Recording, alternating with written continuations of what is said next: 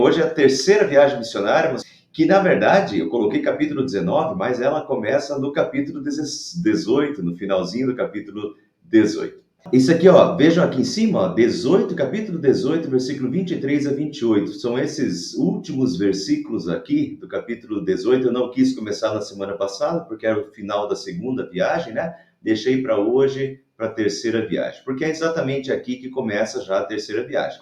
Paulo volta da segunda viagem até primeiro Jerusalém, depois Antioquia, e daí, depois de passar algum tempo em Antioquia, que é a sua base missionária, né? As 3 viagens missionárias partem daqui. Provavelmente nas 3 viagens missionárias, Antioquia também é a financiadora, pelo menos a financiadora inicial dessas viagens, né? Então, é uma igreja missionária que patrocina os missionários também a irem. Então, depois de passar algum tempo em Antioquia, Antioquia da Síria, só lembrando, né? Porque tem a Antioquia da Pisídia também, mas é a Antioquia da Síria. Paulo partiu dali e viajou por toda a região da Galácia e da Frígia, fortalecendo todos os discípulos.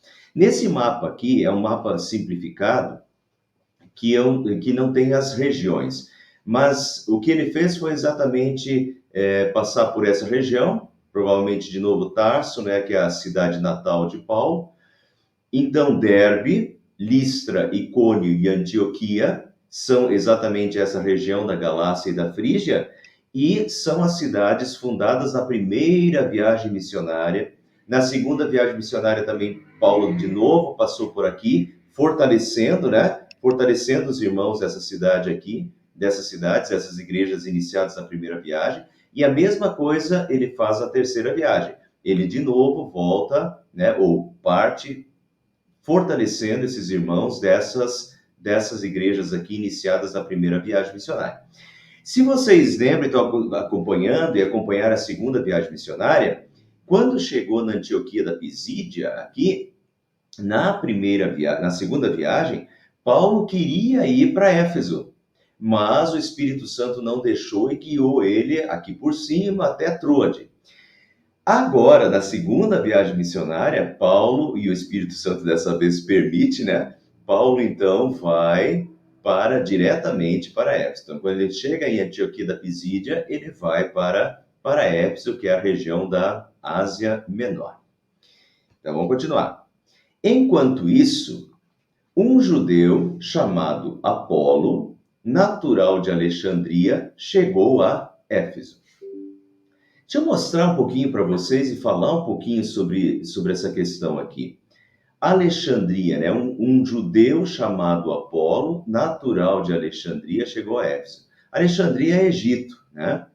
E pessoal, Alexandria é uma cidade que ficou era uma cidade muito importante. Na época, antes disso, para os judeus já era importante, e depois, no segundo século, se torna uma cidade importante também para a igreja cristã.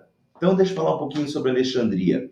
Alexandria tinha uma das maiores bibliotecas da época, a famosa Biblioteca de Alexandria. Era um centro intelectual do Egito e havia muitos judeus na cidade. Não sei se vocês sabem disso, mas na diáspora, a diáspora foi quando Nabucodonosor, né, invadiu Jerusalém, invadiu a Judéia e então dispersou os judeus. Deportou os judeus para a Babilônia, parte deles, mas muitos judeus naquela época também, eles se espalharam pelo mundo. Desde já da primeira parte, né, da queda do Reino do Norte, quando o povo de Israel foi espalhado, mas principalmente aqui, a famosa diáspora. Diáspora é a dispersão, quando os judeus foram espalhados. E um dos lugares para onde muitos judeus foram, inclusive o profeta Jeremias. O profeta Jeremias, ele recebe a opção se ele queria ir para a Babilônia ou queria ficar em Jerusalém. Ele preferiu ficar em Jerusalém, mas ele foi raptado por outros judeus e levado para o Egito. Isso está lá no livro dele, em Jeremias. Então, Jeremias foi levado para o Egito, talvez até para Alexandria. Então, o que a gente sabe é que na Alexandria, no Egito, tinha uma enorme comunidade de judeus, muitas sinagogas, muita literatura judaica foi escrita em Alexandria, no Egito. Então, Alexandria era uma cidade muito importante de muitos judeus. E, então, esse Apolo, ele vai de Alexandria, um dos maiores centros de bibliotecas e de cultura. Então, esse cara, ele daqui a pouco vai falar que ele é um cara extremamente culto, né? Um cara que teve ótimas escolas em Alexandria e ele vai morar em Éfeso. Olha aqui, ó, ele era homem culto e tinha grande conhecimento das escrituras. Das escrituras, as escrituras do Antigo Testamento, tá, pessoal? Ele era judeu, então ele tinha conhecimento do Antigo Testamento. Ele fora instruído também no caminho do Senhor, com grande fervor, falava e ensinava com exatidão acerca de Jesus, embora conhecesse apenas o batismo de João. Então, em Alexandria, no Egito, entre os judeus, Apolo ouviu falar de Jesus e foi convertido ao cristianismo.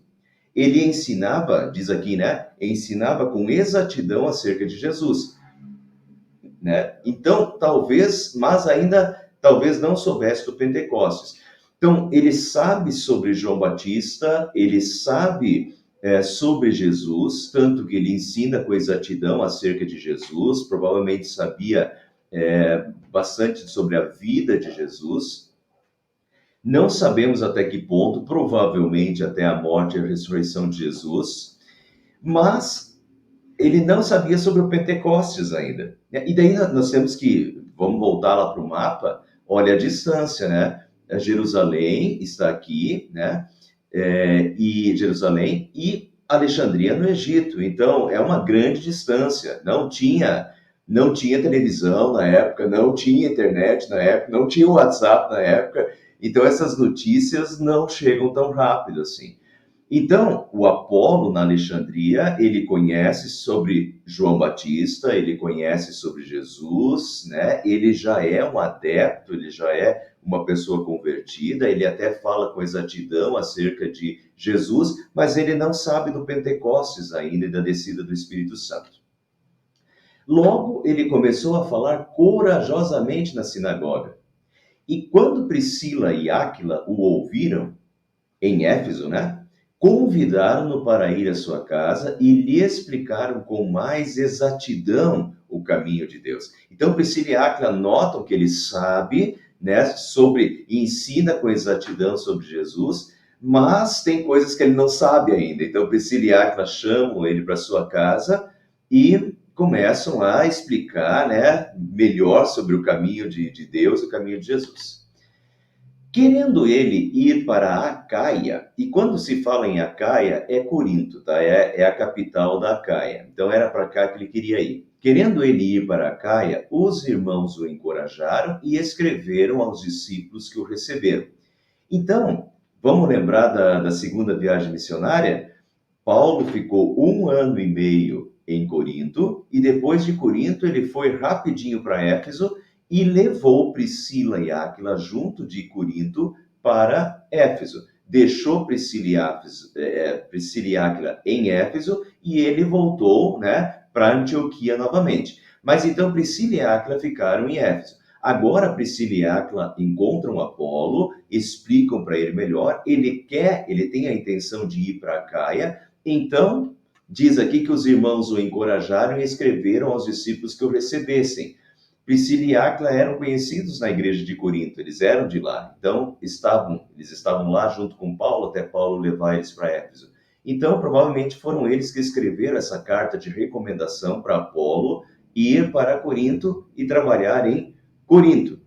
E depois, pessoal, a gente sabe que Apolo vai ser muito importante em Corinto, né? Ao chegar em Corinto, ele auxiliou muito os que pela graça haviam crido, pois refutava vigorosamente os judeus em debate público, provando pelas Escrituras que Jesus é o Cristo. Então, vamos relembrar um pouquinho antes que falou que o Apolo é o deus da eloquência entre os gregos. Mas aqui o nome dele é Apolo, mas ele também se destacava pela eloquência, pelo falar.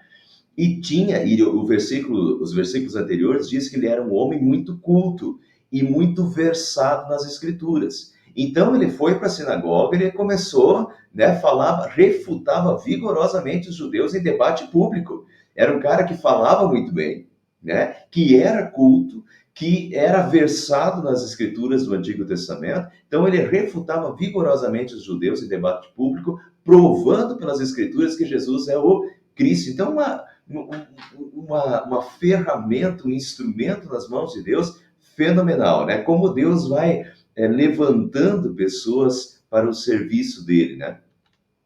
Enquanto Apolo estava em Corinto, Paulo, atravessando as regiões altas, chegou a Éfeso. Regiões altas são essas regiões daqui, depois da Antioquia da Pisídia. Provavelmente o que ele fez foi uma voltinha aqui por essas regiões mais altas e desceu para Éfeso. Muito bem, vamos fazer algumas conexões aqui. Sabemos que o trabalho de Apolo foi abençoado em Corinto, pois quando Paulo escreve a primeira carta aos Coríntios, ele diz que alguns estão dizendo, eu sou de Apolo. Claro que Paulo fala isso negativamente, fala isso como uma crítica aos coríntios, porque os coríntios estão divididos. Uns estavam dizendo, eu sou de Paulo, outros diziam, eu sou de Apolo, outros diziam, eu sou de Cristo, eu sou de Pedro também. Então, eles estavam divididos entre si em panelinhas, em grupinhos. E o apóstolo Paulo está combatendo isso. Mas veja que o apóstolo Paulo diz que alguns diziam, eu sou de Apolo, né? Então, Apolo fez um bom trabalho lá, e Apolo não era o culpado desse pecado das pessoas se dividirem, né? Apolo fez o trabalho dele, a pregar a palavra de Deus, e muitos provavelmente foram convertidos pela pregação de Apolo, essa pregação vigorosa sobre Deus e sobre Jesus Cristo de Apolo, a ponto de, então, simpatizar com Apolo, e alguns até diziam, eu sou de Apolo. Mas então, vejam como Apolo foi um instrumento, né, da evangelização muito importante nessa época. Que mais? Posteriormente, a gente sabe que Apolo voltou para Éfeso, pois ele estava junto com Paulo quando Paulo de Éfeso, onde Paulo permaneceu 3 anos, Paulo escreveu a primeira carta aos Coríntios. Então a gente sabe que a primeira carta aos Coríntios foi escrita de Éfeso, enquanto Paulo está em Éfeso, nesses 3 anos, provavelmente no último ano em que Paulo estava em Éfeso. Então, nessa altura, no terceiro ano que Paulo está em Éfeso, quando Paulo escreve a primeira carta aos Coríntios, Apolo estava em Éfeso junto com Paulo. Vejam, 1 Coríntios 16, 2, final da carta, Paulo diz, quanto ao irmão Apolo, tenho recomendado muitas vezes que vá visitar vocês. Vocês quem? Os coríntios. Com os outros irmãos, mas ele acha que não deve ir agora. Ele irá na primeira oportunidade. Portanto, Apolo foi para Corinto, mas depois de algum tempo ele volta para Éfeso de novo, né? E no terceiro ano que Paulo está em Éfeso, Apolo está junto ali, tanto que Apolo está junto quando Paulo escreve essa carta. Ali encontrou alguns discípulos e lhe perguntou, vocês receberam o Espírito Santo quando creram? Eles responderam, não, nem sequer ouvimos que existe o Espírito Santo. Então, Paulo pergunta lá em Éfeso, né, para alguns, se eles receberam o Espírito Santo quando creram. Alguns discípulos, diz aqui. Provavelmente, esses discípulos aqui não eram discípulos de Cristo, mas eram discípulos de João Batista. Vou dar só uma palhinha para vocês aqui, ó. Que batismo vocês receberam? O batismo de João, disseram eles. Então, provavelmente, a gente sabe pelos evangelhos que João tinha os de seus discípulos. Provavelmente esses discípulos aqui eram os discípulos de João Batista. Então, Paulo perguntou se eles receberam o Espírito Santo quando creram. E eles responderam que nem sequer ouvimos que existe o Espírito Santo. Provavelmente, então, eram discípulos seguidores de João Batista, batizados por João Batista e que haviam se mudado de Israel antes da morte e da ressurreição de Jesus do Pentecostes. Então, eles são seguidores, discípulos de João Batista, mas eles não sabem sobre o Pentecostes, eles não, nem, vejam, eles dizem, nós nem sequer ouvimos que existe o Espírito Santo. Então eles não eles saíram de Israel, né, antes desses eventos, provavelmente até antes da morte, da ressurreição de Jesus, né, e do Pentecostes, da descida do Espírito Santo. Então eles não sabem de nada disso, né? Eles estão ali nesse meio termo, eles se arrependeram, receberam o batismo de João Batista, né? Mas ainda não sabem sobre Jesus. Então, Paulo diz, então que batismo vocês receberam? Perguntou Paulo. O batismo de João, responderam eles. Disse Paulo, o batismo de João foi um batismo de arrependimento. Ele dizia ao povo que cresce naquele que viria depois dele, isto é, em Jesus. Ouvindo isso, eles foram batizados no nome do Senhor Jesus. E quando Paulo lhes impôs as mãos, veio sobre eles o Espírito Santo e começaram a falar em línguas e a profetizar. Eram ao todo 12 homens. Então, o que aconteceu aqui eles tinham recebido o batismo de João Batista, né? Vamos lembrar, João Batista batizava no deserto da Judéia e multidões iam receber o batismo de João. João Batista, ele é aquele que profetizava já a vinda de Jesus. João Batista dizia, preparem o caminho do Senhor, né? Então, João Batista prepara o povo para a vinda do Messias, isso estava claro nas mensagens de João Batista. João Batista chamava ao arrependimento e então batizava. E muitos se arrependeram, verdadeiramente foram batizados. Mas então esses que migraram para outras regiões ainda não conheciam sobre Jesus. E agora o apóstolo Paulo, então, fala sobre João Batista, diz que o batismo de João foi um batismo de arrependimento, né? E ele, João, dizia ao povo que cresce naquele que viria depois dele, isto é, em Jesus. Né? O próprio João Batista diz, eis o Cordeiro de Deus que tira o pecado do mundo, para Jesus, né? Então, quando Paulo ensina que João Batista era o precursor, quer dizer, ele estava apontando para Jesus, e quando Paulo mostra isso claramente para eles querem ser batizados também em nome, não só agora aquele batismo de arrependimento lá de João, mas esse novo batismo, esse batismo sob o nome do Pai, do Filho e do Espírito Santo, né? Lembrando, pessoal, que essa questão, hoje nós batizamos em nome do Pai, do Filho e do Espírito Santo. Batizamos assim porque foram as palavras de Jesus antes de subir aos céus, né? Jesus diz, ide por todo mundo, fazei discípulos de todas as nações, batizamos em nome do Pai, do Filho e do Espírito Santo. Que isso é o batismo em nome do Senhor Jesus que ele está se referindo aqui. Mas isso foram as palavras de Jesus antes de subir aos céus. Então, esse pessoal que foi batizado por João, de fato, eles não sabiam disso, né? E nem sabiam do Pentecostes. Mas agora que eles sabem, então eles querem receber o batismo em nome do Pai, do Filho e do Espírito Santo. E o que aconteceu com eles ali foi que o Espírito Santo desceu e eles começaram a falar em línguas e a profetizar da mesma forma como no Pentecostes, né? E lembrando, para quem perdeu os primeiros estudos até aqui, eu já expliquei isso nos primeiros capítulos de Atos. Nessa primeira fase do cristianismo, era muito importante ainda que esse mesmo fenômeno de falar em línguas, de profetizar, e quando, né, associado ao batismo, era importante que acontecesse nessas primeiras épocas do cristianismo, porque isso fazia o vínculo com o Pentecostes e mostrava que os gentios, aqueles que não eram judeus, né, tinham tido a mesma experiência, né, e isso era um credenciamento de que realmente os gentios estavam recebendo o Espírito Santo também, né? Isso não quer dizer que isso não serve de regra para dizer que depois disso, a gente tem muitos textos do Novo Testamento depois que falam de batismo e não falam de dom de línguas, né, ou de manifestações especiais. Mas isso aconteceu nesses primeiros tempos aqui como uma prova, de fato, de que aquilo estava realmente, o Espírito Santo estava agindo ali. Paulo, então, entrou na sinagoga e ali falou com liberdade durante 3 meses. Bem interessante, porque normalmente, bem antes disso, já dava problema nas sinagogas, né? Mas durante 3 meses ele falou com liberdade, argumentando convincentemente acerca do reino de Deus. Mas alguns deles se endureceram e se recusaram a crer. E começaram a falar mal do caminho diante da multidão. Lembrando que caminho era como muitos se referiam ao cristianismo nessa época. Isso vai aparecer de novo no capítulo 20, em capítulos posteriores de Atos, e já apareceu antes.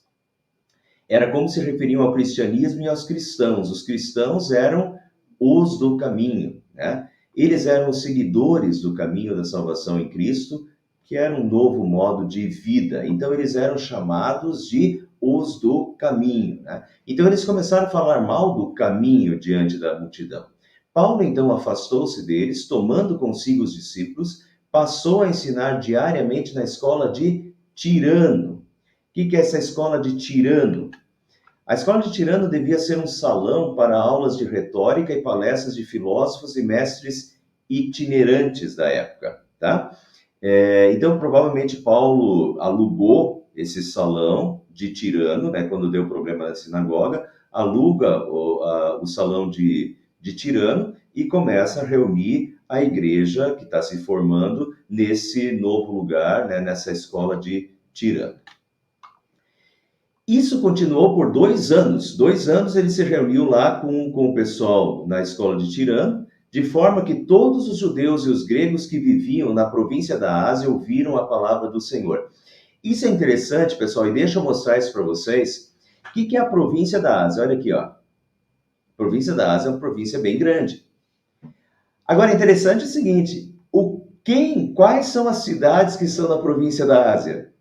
As 7 igrejas do Apocalipse. Notem, Paulo está em Éfeso. Éfeso é uma das igrejas do Apocalipse. Só que Apocalipse é bem depois. Aqui nós estamos no ano 52 depois de Cristo. O Apocalipse vai ser escrito no ano 94 a 96 depois de Cristo, né? Então, muito tempo mais tarde, 40 anos depois, já por João. João também foi pastor de Éfeso, mas bem depois do ano 70 depois de Cristo. Aqui nós estamos em 52, então João vai ser pastor de Éfeso 20 anos mais tarde. Paulo já havia morrido, inclusive. Mas nessa época aqui, quando Paulo está aqui, nesses 2 anos, né? Na verdade, Paulo ficou 3 anos aqui, 2 anos depois que deu a confusão lá com os judeus. Então, vejam, olha aqui, ó, Éfeso, Esmirna, Pérgamo, Tiatira, Sardes, Filadélfia, Laodiceia, essas são as 7 igrejas do Apocalipse, certo? A gente chama de 7 igrejas do Apocalipse, mas são as 7 igrejas da Ásia Menor. Exatamente essa questão aqui, ó. Todos os judeus e gregos que viviam na província da Ásia ouviram a palavra do Senhor. Então, essas igrejas aqui, e eu falei das 7, né? 1, 2, 3, 4, 5, 6, 7 igrejas do Apocalipse, mas eu circulei mais uma aqui. É bem pequenininha, eu acho que vocês não conseguem ver, mas é Colossos, que depois recebe uma carta, também a carta aos Colossenses, tá? Mas então, olha aqui, ó, no mínimo 8 a gente já tem aqui, né? Que recebem cartas depois do Novo Testamento. Então, essas igrejas citadas lá no Apocalipse, depois dessas 7 igrejas do Apocalipse, elas já começam na época que Paulo está em Éfeso e dissemina, quando Paulo está em Éfeso, durante 3 anos, ele dissemina o evangelho para toda a Ásia. Né? Os judeus e os gregos que viviam na província da Ásia ouviram a palavra do Senhor, né? Nesses 2 anos. 2 anos, pessoal, de novo, 2 anos depois que deu a confusão, 2 anos na escola de Tirano. Mas ele já estava um tempo em Éfeso. No total, no capítulo 20, ele vai dizer que ele ficou em Éfeso 3 anos. Ao total, Paulo ficou em Éfeso por aproximadamente 3 anos, do ano 52 até o ano 55 depois de Cristo. Então, eu queria mostrar isso para vocês no mapa, para ver interessante essa evangelização. Paulo, de Éfeso, Paulo começa a disseminar o evangelho, né? E criar igrejas em outras regiões ali da Ásia, né? Em outras cidades importantes da Ásia. E assim se dissemina por toda a Ásia. Deus fazia milagres extraordinários por meio de Paulo, de modo que até lenços e aventais que Paulo usava eram levados e colocados sobre os enfermos. Esses eram curados de doenças e os espíritos malignos saíam deles. Isso aqui não é novidade para nós que estamos estudando Atos. Vocês vão lembrar que lá, Atos capítulo 3, 4, os milagres feitos por Pedro, por João, né? Depois, na sequência de Atos, a gente vê diversos milagres. Chega um ponto em que as pessoas traziam os enfermos e colocavam os enfermos no caminho que Pedro ia passar para que a sombra de Pedro tocasse nos leitos dos enfermos, eles eram curados. Então, realmente era algo extraordinário, e eu já expliquei isso anteriormente. Era um modo de realmente chamar a atenção. O cristianismo está iniciando, e era necessário, nesses primeiros tempos de cristianismo, que houvesse essa chamada de atenção para o que essas pessoas tinham a dizer. Então, os milagres eram provas, né? E eram um chamariz para que as pessoas escutassem a palavra de Deus e crescem, né? E isso acontece aqui também. Nós estamos em Éfeso, vocês já vão ver uma cidade totalmente idólatra.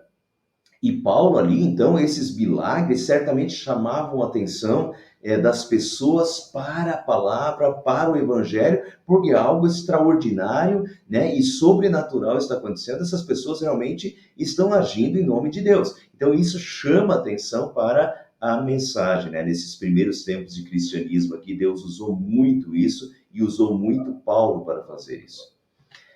Alguns judeus que andavam expulsando espíritos malignos tentaram invocar o nome do Senhor Jesus sobre os endemoniados, dizendo: em nome de Jesus, a quem Paulo prega, eu lhes ordeno que saiam. Os que estavam fazendo isso eram os 7 filhos de Seva, um dos chefes dos sacerdotes dos judeus. Então, pessoal, eles começaram a querer expulsar os demônios em nome de Paulo, porque eles viram que, né, os espíritos malignos saíam deles. Quer dizer, quando Paulo falava, os espíritos malignos saíram. Então, esses 7 filhos de Seva aqui começam a querer expulsar os endemoniados aí em nome de Jesus, a quem Paulo prega. Eu lhes ordeno que saiam. E agora eu considero uma das partes mais hilárias da Bíblia, né? Uma das partes mais cômicas da Bíblia para mim, é o que vai acontecer agora. Porque eles estão querendo expulsar os demônios em nome de Paulo, né? Em nome de Jesus, a quem Paulo prega, eu lhes ordeno que saiam. E daí vai acontecer uma coisa engraçada agora. Um dia o espírito maligno lhes respondeu: Jesus eu conheço, Paulo eu sei quem é, mas vocês, quem são? Então o endemoniado saltou sobre ele e os dominou, espancando-os com tamanha violência que eles fugiram de casa nus e feridos. Quer dizer, o demônio dá uma surra neles. Jesus eu conheço, Paulo eu conheço. E vocês, quem são? Né? E pula deles. E o ápice do cômico aqui, da comédia, é a humilhação. Fugir de casa nus. Né? O nus, nessa época, que ficar nu era o cúmulo da humilhação. Então, o Espírito Santo, o espírito maligno lá, deixa eles peladões, né? E põe eles para correr pelado pela rua e dá uma surra neles ainda. É cômico, mas é interessante, né? Porque ele diz, o espírito maligno diz, o endemoniado, Jesus eu conheço. E Paulo eu conheço. Jesus eu respeito, Paulo eu respeito, mas vocês, quem são vocês? Né? E aí foi... E isso daí, vejam, não é uma coisa isolada. Não é uma coisa isolada. Vejam o que vai acontecer agora. A partir disso, quando essa surra, tá? Essa surra do demônio aqui, nos 7 filhos de Seva, quem era Seva? O chefe dos sacerdotes dos judeus, em Éfeso. E essa surra aqui, do demônio, nos 7 filhos de Seva, repercutiu. E agora veja o que aconteceu. Quando isso se tornou conhecido, de todos os judeus e gregos que viviam em Éfeso, todos eles foram tomados de temor. E o nome do Senhor Jesus era engrandecido.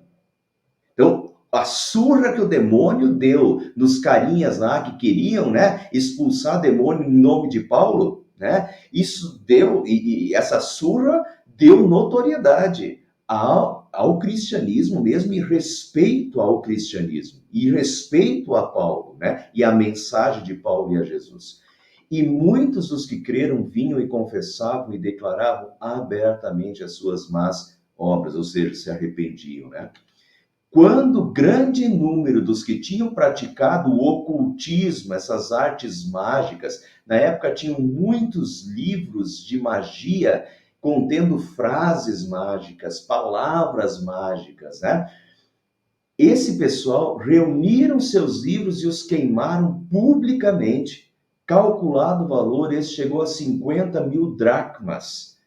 Uma dracma, na época, era uma moeda de prata. Equivalia ao valor de um dia de trabalho. O valor equivalia a 50 mil dias de trabalho. 50 mil dracmas, né? 50 mil dias de trabalho. 137 anos de trabalho. Foram queimados em praça pública ali naquele dia. As pessoas se arrependeram dos seus maus caminhos e queimaram. Ou seja, isso significa o seguinte: nós não confiamos mais nisso. Isso significa uma fé verdadeira, uma conversão sincera.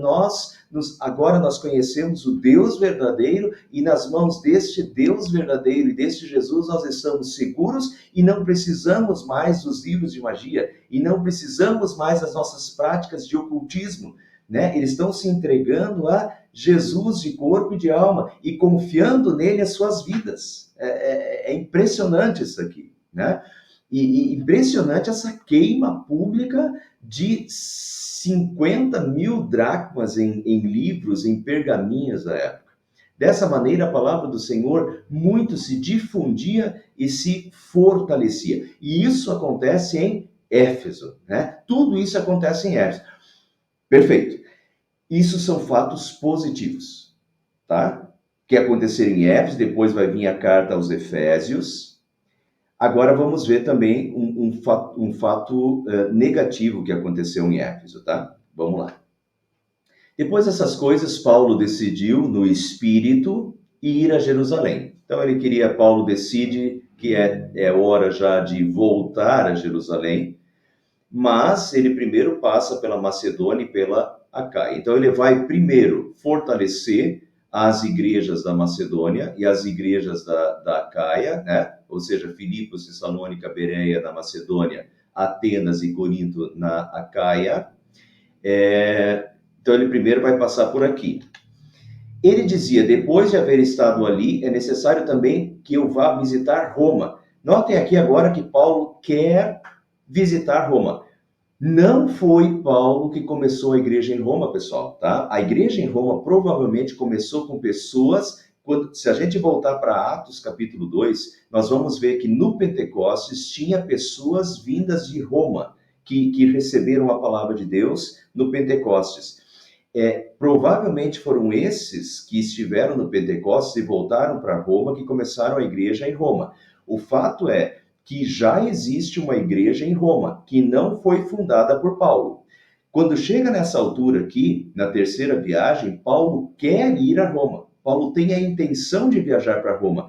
Paulo não viajou para lá, pelo menos não intencionalmente. Eles viajam sim para Roma, e daí nós temos esse pontilhado aqui.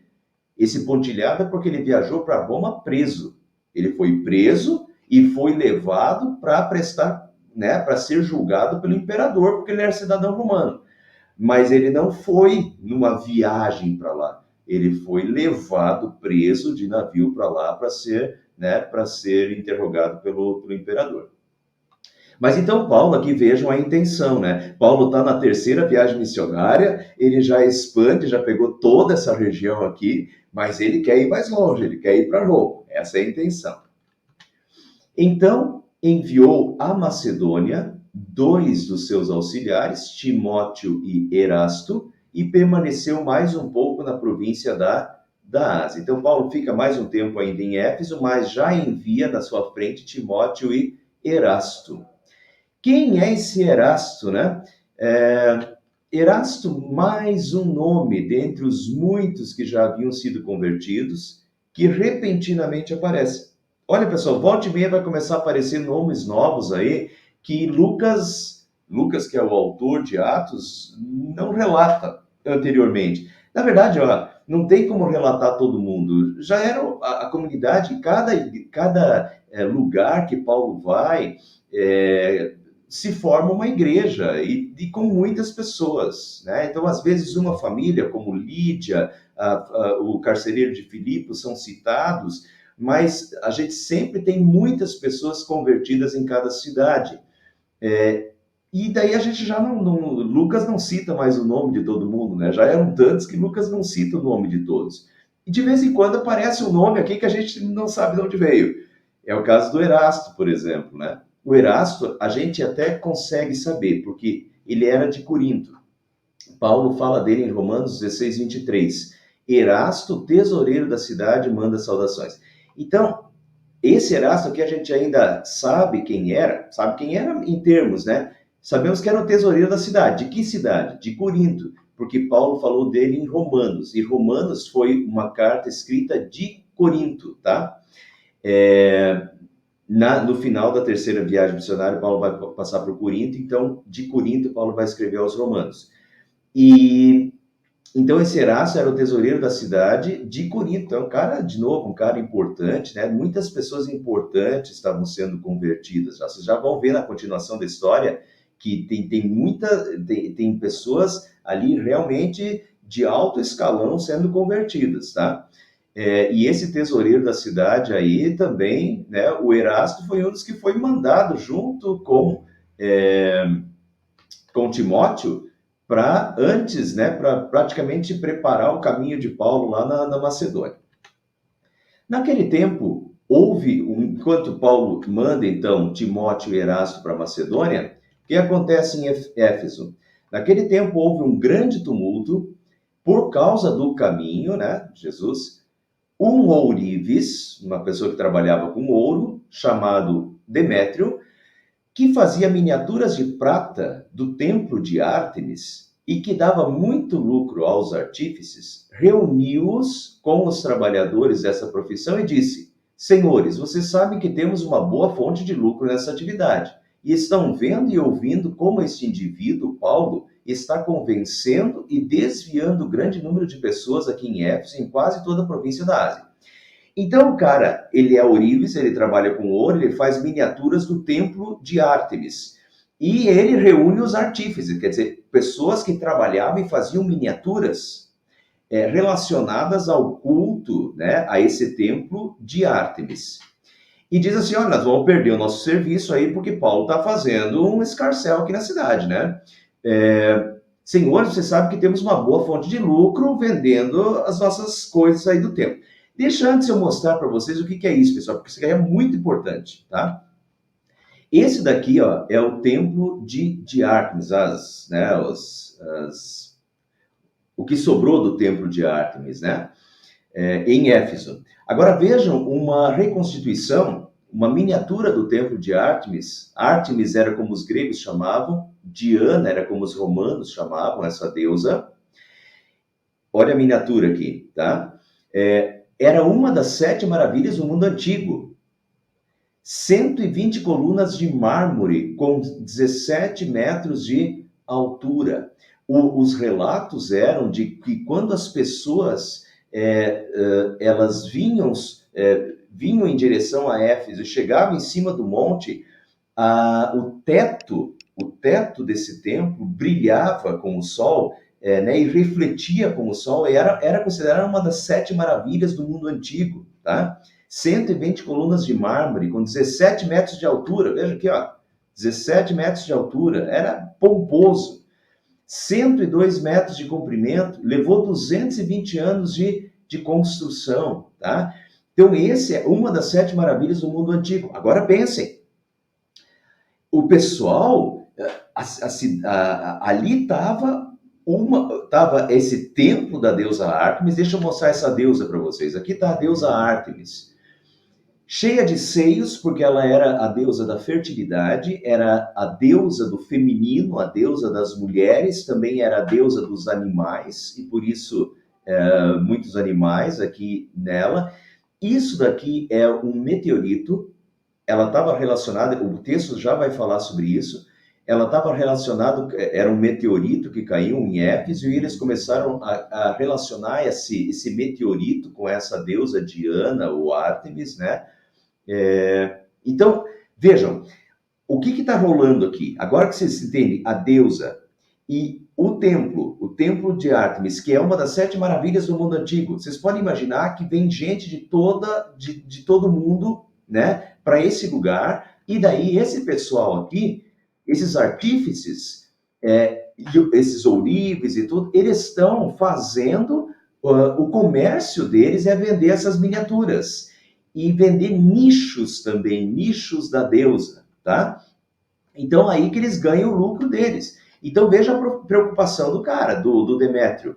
Senhores, vocês sabem que temos uma boa fonte de lucro nessa atividade, e estão vendo e ouvindo como esse indivíduo Paulo está convencendo e desviando um grande número de pessoas aqui em Éfeso e em quase toda a província da Ásia. Quer dizer, se ele continuar desse jeito, nosso comércio vai acabar.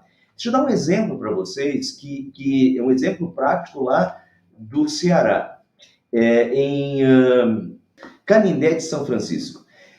Eu atendia essa cidade que estava em torno de 120 quilômetros de Fortaleza. Canindé de São Francisco é um dos grandes centros de adoração a São Francisco do Nordeste, tá?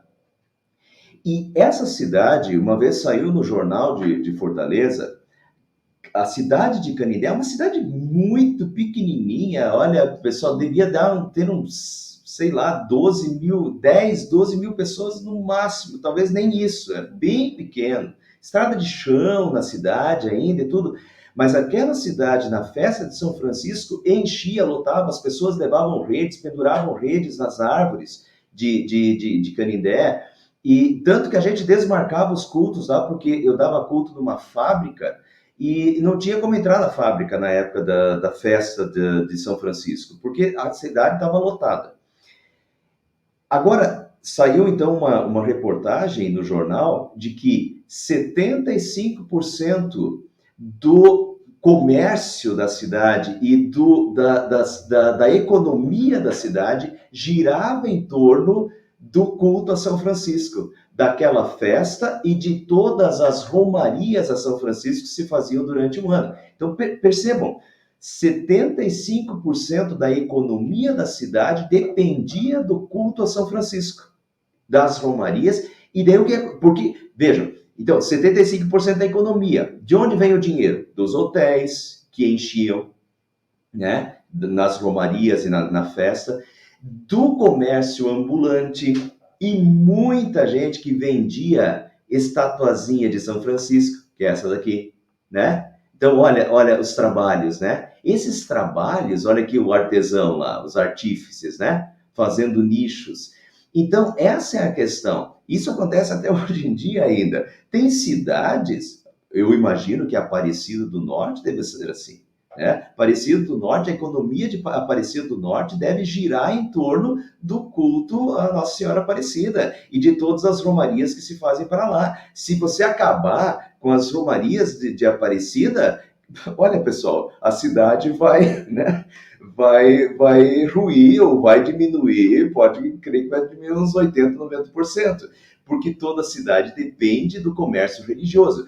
E era isso que acontecia em Éfeso também. Éfeso tem uma das 7 maravilhas do mundo antigo, que era esse templo. Esse templo é de Ártemis, né? A grande deusa. Essa Ártemis era uma deusa adorada em toda a Ásia Menor, em pelo menos 30 cidades do Império Romano cultuavam como a sua principal deusa Ártemis ou Diana, que é a mesma deusa. Então, esse lugar, Éfeso, era um centro de romaria religiosa, porque ali está o templo, o grande templo de Diana de Ártemis, está em Éfeso. Então as pessoas vêm para Éfeso, né, nessa economia religiosa. Então a cidade depende dessa economia ligada à idolatria do culto a Diana, né? Diz ele, Demétrios falando, né? Diz ele que deuses feitos por mãos humanas não são deuses.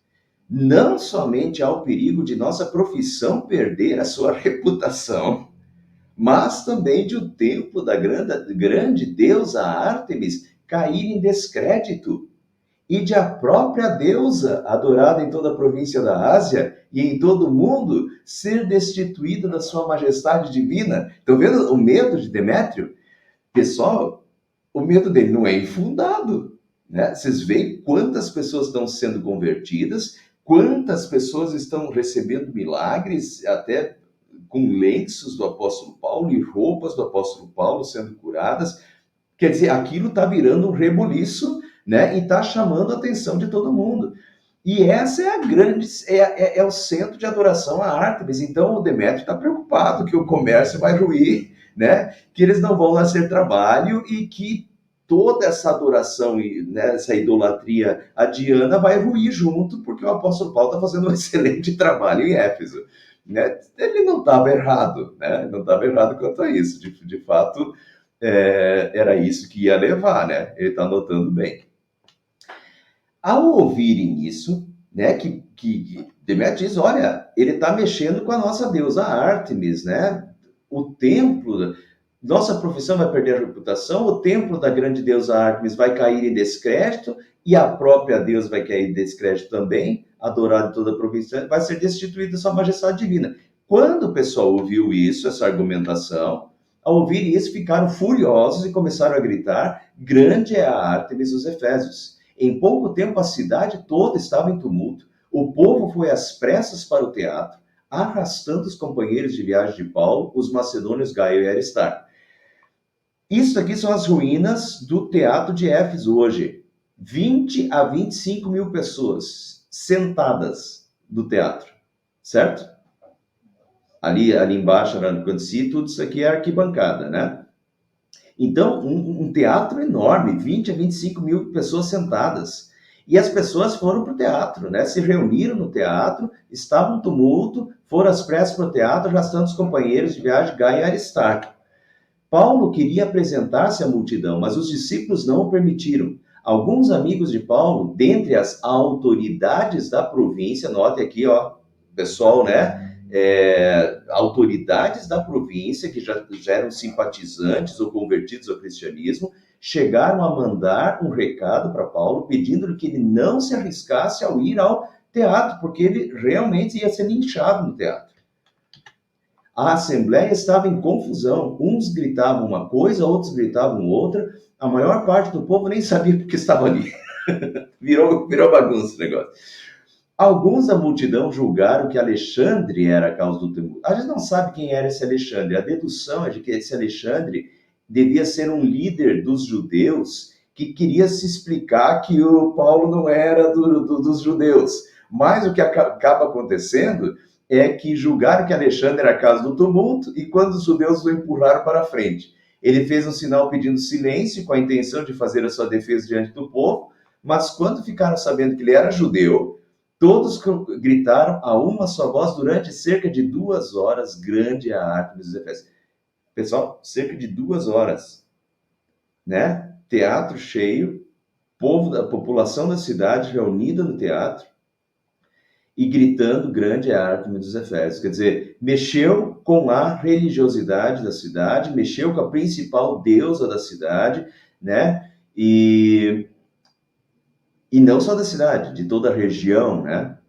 Então, olha a reação das pessoas. Durante cerca de 2 horas, eles ficaram gritando no teatro, grande é a Ártemis dos Efésios. Aí vocês veem a força também contrária, né? A gente tem muita coisa positiva que acontece com Paulo em Éfeso, nós temos isso daqui mostrando a força contrária também, né? Dessa idolatria reinante em Éfeso. O escrivão da cidade, então, acalmou a multidão e disse, Efésios, quem não sabe que a cidade de Éfeso é a guardiã do templo da grande Ártemis e de sua imagem que caiu do céu? De sua imagem que caiu do céu, era o meteorito lá que era adorado junto com Diana. Portanto, visto que esses fatos são inegáveis, acalmem-se e não façam nada precipitadamente, porque eles queriam linchar né, Paulo, eles estavam com Gaio e... deixa eu procurar aqui. Gaio e Aristarco, né? Eles tinham arrastado esses dois, e Paulo, a conselho, Paulo não tinha ido para o templo. Então, vocês trouxeram esses homens aqui, embora eles não tenham roubado templos, nem blasfemado contra nosso Deus. De fato, Paulo não tinha pregado contra Diana, né? Pelo menos não, ele não tinha essa prova. Se Demétrio e seus companheiros de profissão têm alguma queixa contra alguém, os tribunais estão abertos e há procônsulos. Eles que apresentem as suas queixas aqui. O que esse escrivão aqui, ele está fazendo o papel de autoridade da cidade, né? Na ausência, não tinha procônsul em Éfeso, então o escrivão era o que estava fazendo esse papel de autoridade. E o que ele está dizendo para o pessoal aqui, ó, pessoal, o templo aqui é reconhecido e tal, agora, essa assembleia que está acontecendo aqui nesse teatro é irregular, é ilegal, entende? É isso que ele está dizendo para o pessoal. Né? Se eles têm alguma queixa contra alguém, os tribunais estão abertos e há procônsulos para isso. Eles que apresentem suas queixas ali, diante dos procônsulos, que são a autoridade que tem direito a fazer alguma coisa. Né? Se eles estão fazendo uma assembleia ilegal e estão querendo linchar pessoas ainda e matar pessoas numa assembleia ilegal. Né? E isso vai dar problema com o Império Romano. Tá? Se há mais alguma coisa que vocês desejam apresentar, isso será decidido em assembleia, conforme a lei. Da maneira como está, ou seja, essa assembleia é irregular e ilegal, corremos o risco de sermos acusados de perturbar a ordem pública por causa dos acontecimentos de hoje. Nesse caso, não seríamos capazes de justificar esse tumulto, visto que não há razão para tal. E tendo dito isso, cerrou a assembleia.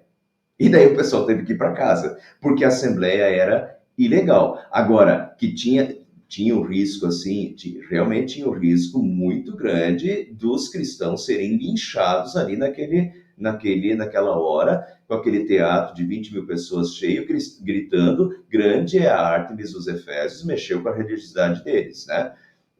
Ainda bem que daí talvez tenha sido providência divina, de que chega esse escrivão lá e diz, pessoal, isso daqui é ilegal, vão para casa e se querem julgar, mande para as autoridades, né, para os procônsulos,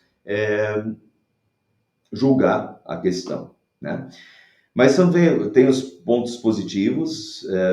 Éfeso é a cidade que Paulo mais permanece. Corinto, Paulo ficou 1 ano e meio. Em Éfeso, Paulo ficou 3 anos. Então, é a cidade que Paulo mais fica, né? Foi de Éfeso que Paulo escreveu a primeira carta aos Coríntios também, né? A gente vai fazendo essas ligações aí. Então, acontecem coisas fenomenais em Éfeso, mas também acontecem aí problemas em Éfeso mexendo com a religiosidade, com a economia do local, né? Mas é fenomenal a questão dos 50 mil, das 50 mil dracmas em livros de magia sendo queimados em praça pública, né? É muito interessante isso, o que acontece em Éfeso também, né? E depois Éfeso vai receber a carta aos Efésios. Muito bem, vamos parar por aqui hoje, que a terceira viagem missionária continua, mas o capítulo 19 termina por aqui.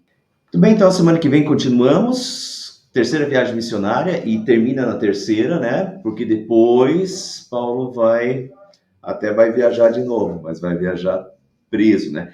Há uma cogitação que não se tem provas de que Paulo, depois da prisão em Roma, Paulo ainda fez uma viagem à Espanha, que é outro lugar que ele gostaria muito de ir, que ele fala de ir. A gente não tem provas. Muitos estudiosos, especialistas acham que Paulo chegou a ir para a Espanha e fez mais uma viagem, mas essa viagem não é relatada em nenhum lugar, né? A história da igreja diz que Paulo teria estado em alguns lugares, como Espanha e outros lugares, mas se tem um pouquinho de dúvida sobre isso ainda. Mas semana que vem a gente continua aí. Atos ainda tem uns bons capítulos, né? Atos vai até o capítulo 28, nós fizemos o capítulo 19 hoje, semana que vem é o capítulo 20.